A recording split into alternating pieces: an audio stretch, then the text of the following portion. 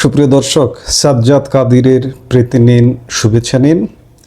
এই মুহূর্তে আপনাদের সামনে কথা বলতে চাই পশ্চিমবঙ্গের মসনদে বিজেপি, শেখ হাসিনার অভিনন্দন বনাম বিএনপির উদ্বেগ, নেপথ্যের রাজনীতির আসল রহস্য।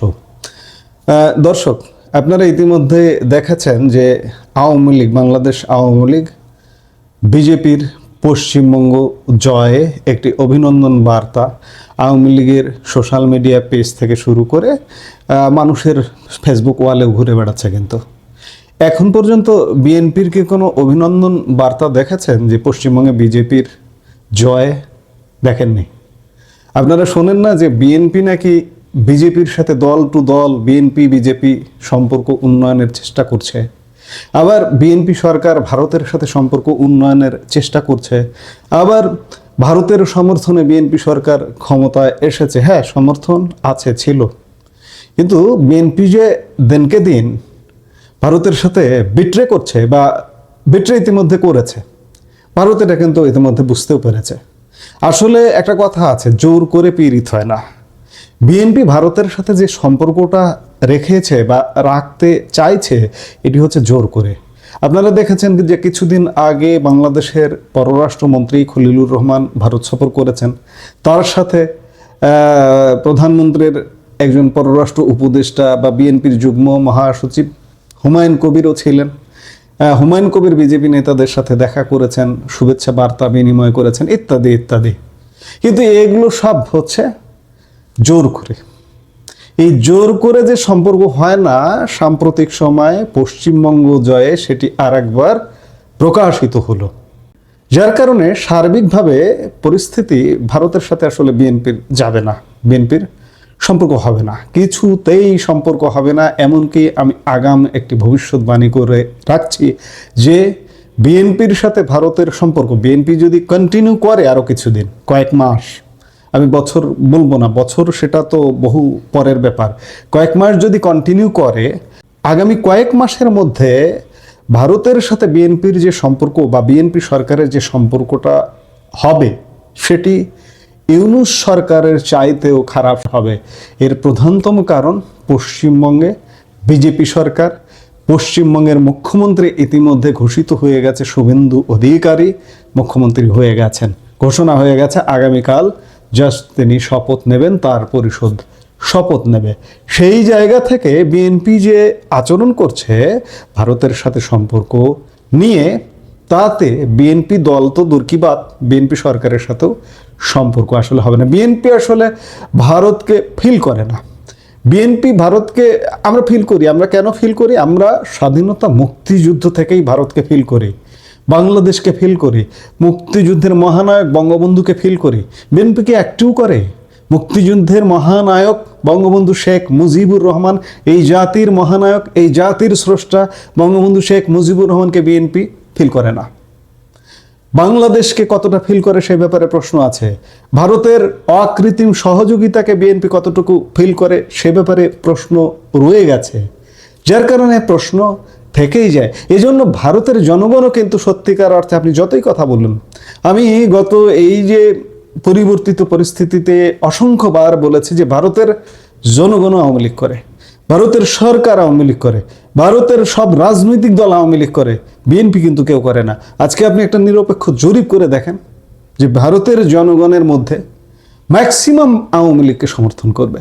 আর এই প্রেক্ষাপটে প্রতিবেশী দেশ ভারতের পশ্চিমবঙ্গ রাজ্যের রাজনৈতিক সমীকরণ এক নাটকীয় মোড় নিয়েছে। পশ্চিমবঙ্গে বিজেপির বিপুল জয়ে ওপার বাংলায় যেমন বইছে আনন্দের জোয়ার, তেমনি এপার বাংলার রাজনীতিতে শুরু হয়েছে নতুন মেরুকরণ।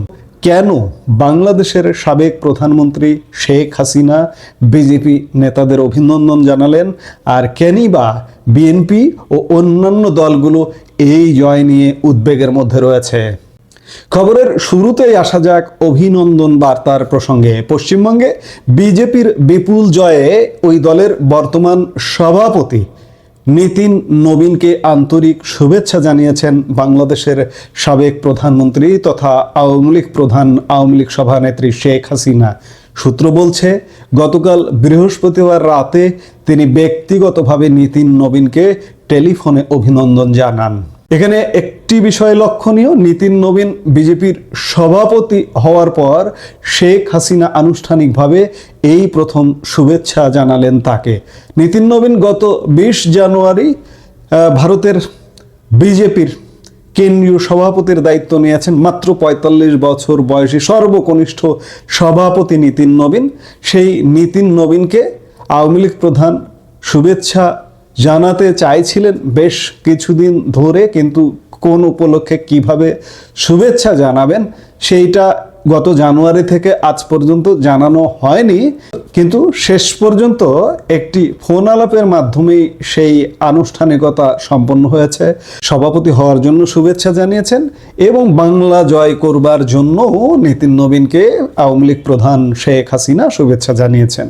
শুধু কেন্দ্রীয় নেতৃত্বই নয়, শেখ হাসিনার শুভেচ্ছা তালিকায় ছিলেন পশ্চিমবঙ্গের প্রভাবশালী দুই নেতা শুভেন্দু অধিকারী এবং পশ্চিমবঙ্গ বিজেপি সভাপতি শ্রমিক ভট্টাচার্য। আওয়ামী লীগ সূত্র নিশ্চিত করেছে যে শেখ হাসিনা এই দুই নেতাকেও বিশেষভাবে অভিনন্দন জানিয়েছেন। এই শুভেচ্ছা বার্তা বিজেপির আরেক নেতা তথা দলের তরফে বাংলাদেশের দায়িত্বপ্রাপ্ত শিশির বাজেরিয়ার মাধ্যমে পৌঁছে দেওয়া হয়েছে। অর্থাৎ আওয়ামী লীগের পক্ষ থেকে বিজেপিকে দলগতভাবে শুভেচ্ছা বার্তা পৌঁছে দেওয়া হয়েছে। তবে রাজনৈতিক মহলে সবচেয়ে বেশি জল্পনা চলছে শুভেন্দু অধিকারীকে নিয়ে।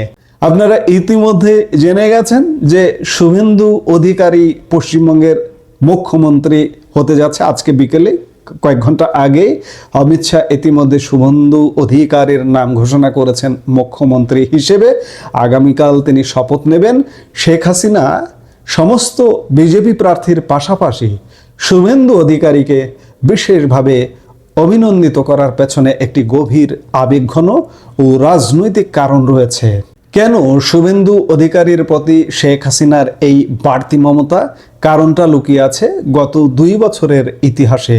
বাংলাদেশের রাজনৈতিক পট পরিবর্তনের পর শেখ হাসিনা যখন ভারতে আশ্রয় নেন, তখন অনেক ভারতীয় নেতা নীরব থাকলেও শুভেন্দু অধিকারী সরব ছিলেন এবং প্রকাশ্যে তিনি বারবার গণমাধ্যমের সামনে বলেছেন হাসিনা ওয়াজেদ বঙ্গবন্ধু কন্যা, তিনি বাংলাদেশের বৈধ প্রধানমন্ত্রী, তাকে জোর করে ক্ষমতাচ্যুত করা হয়েছে এবং তিনি ভারতের পরম অতিথি। এই দুঃসময়ে পাশে দাঁড়ানোর কৃতজ্ঞতা স্বরূপ শেখ হাসিনা তাকে বিশেষভাবে সম্মানিত করেছেন বলে মনে করছে আওয়ামী লীগ সংশ্লিষ্টরা। চলুন আমরা শুভেন্দু অধিকারীর ভিডিও ক্লিপ দেখে আসি তিনি কি বলেছিলেন শেখ হাসিনাকে নিয়ে। হাসিনা ওয়াজেদ বৈধ প্রধানমন্ত্রী, এরা অবৈধ।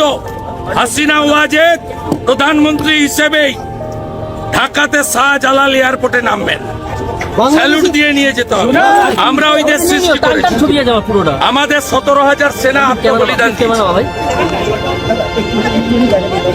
আমরা মুজিবুর রহমানকে প্রোটেকশন দিয়েছি, আমাদের দেশ দলাই লামাকে প্রোটেকশন দিয়েছে। ভারত এটা করে।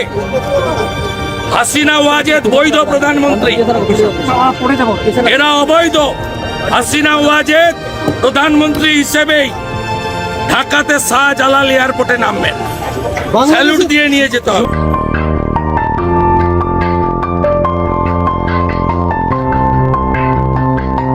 দর্শক দেখলেন শুভেন্দু অধিকারী কি বলেছেন।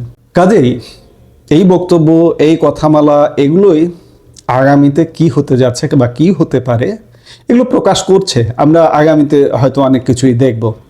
এবার আসি মুদ্রার উল্টো পিঠে। বর্তমানে বাংলাদেশে আওয়ামী লীগের কার্যক্রম অনেকটা নিষিদ্ধ বা সীমিত থাকলেও শেখ হাসিনা ভারতের বিজেপি নেতৃত্বের সঙ্গে যোগাযোগ অব্যাহত রেখেছেন।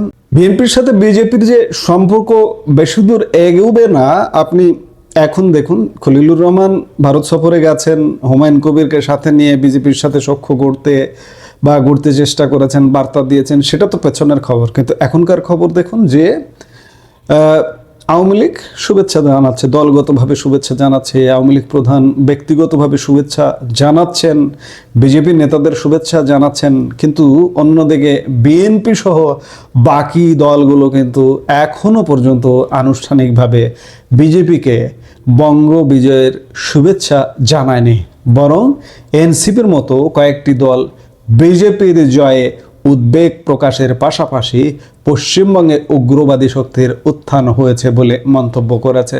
এমনকি জামাত অখুশি হয়েছে, বিএনপি মনে মনে অখুশি হয়েছে।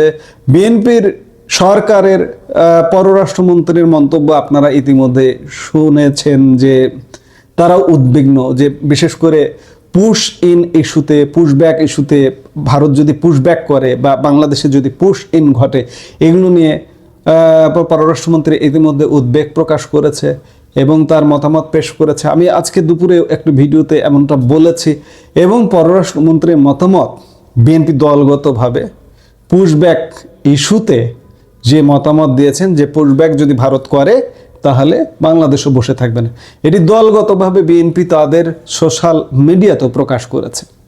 কাজে আমি বলছি যে আমি এটা কি অমূলক বলছি যে বিএনপির সাথে ভারতের সম্পর্ক কোনোভাবে এগোবে না। পশ্চিমবঙ্গে বিজেপির এই উত্থান বাংলাদেশের আসন্ন দিনগুলো রাজনীতিতে কি প্রভাব ফেলবে, শেখ হাসিনার এই সরাসরি যোগাযোগ কি আওয়ামী লীগকে আবার অক্সিজেন দেবে, নাকি বিজেপি বিএনপি নতুন কোনো সমীকরণ তৈরি হবে? আমি এক কথাই বলি, সমীকরণ তৈরি হবে না।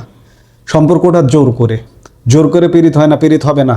সে শুরুতেও বলেছি, মাঝখানেও বলেছি, শেষেও বলছি যে বিএনপির সঙ্গে সম্পর্ক কিছুতেই এগোবে না, আওয়ামী লীগের সঙ্গেই সম্পর্ক হবে। এবং সামনে অনেক কিছু আমরা দেখব, আমরা আওয়ামী লীগের জন্য অনেক ইতিবাচক অনেক কিছু দেখব। এই ফোন মানে শেখ হাসিনার আতাত বলুন আর যেভাবেই বলুন, শেখ হাসিনা তো ভারতেই আছেন, তিনি তো সবসময় যোগাযোগ করতেই পারছেন, যোগাযোগ রক্ষা করছেনই। কাজেই আওয়ামী লীগের পেছনে ভারত, বিএনপির পেছনে ভারত নেই।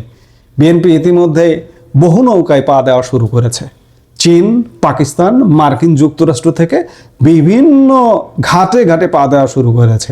এই বিভিন্ন ঘাটে ঘাটে পা দিতে দিতে কোথায় পা ফসকে পড়ে অতল তলে হারিয়ে যাবে সে অবস্থা হবে।